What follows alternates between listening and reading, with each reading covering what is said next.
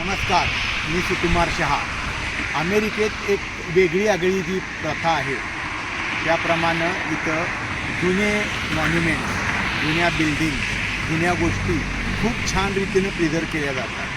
आपण फार्मिंग्टन हिल डाऊनटाऊनपासून साधारण 3 किलोमीटर आणि नियर वूड अपार्टमेंट्समध्ये आहोत. त्या तिथे आपण बघू शकता विल्मन गेट हाऊस. हे 1824 साली पहिल्यांदा बांधलं, एक फार्म हाऊस म्हणून बांधलं आणि विल्मन गेट त्यांनी 1893 साली 12वा ओनर म्हणून विकत घेतलं आणि त्यांनी हे घर डेव्हलप केलं. हे मी जे डेव्हलप केलेलं आहे त्यानंतर बेन आणि इलेनोर ह्युजेस यांनी 20 एकर जागा घेतली इथं आणि हे फार्म हाऊस मोठ्या प्रमाणात बांधलं.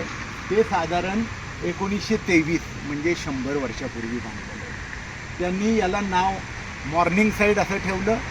आपण बघू शकता हे जुनं घर. यामध्ये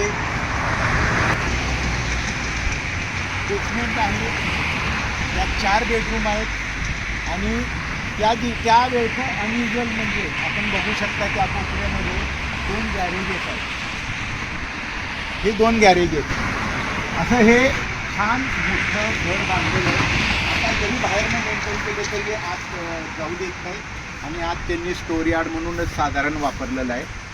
तर अशी मॉन्युमेंट आपल्याला सिटीमध्ये कुठल्याही अमेरिकेतल्या गावामध्ये जागोजागी दिसतात आणि त्यांनी फार चांगली प्रिझर्व करून ठेवलेली आहे.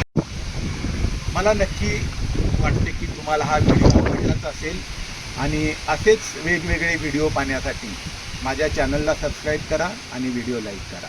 थँक्यू. सुकुमार शहा.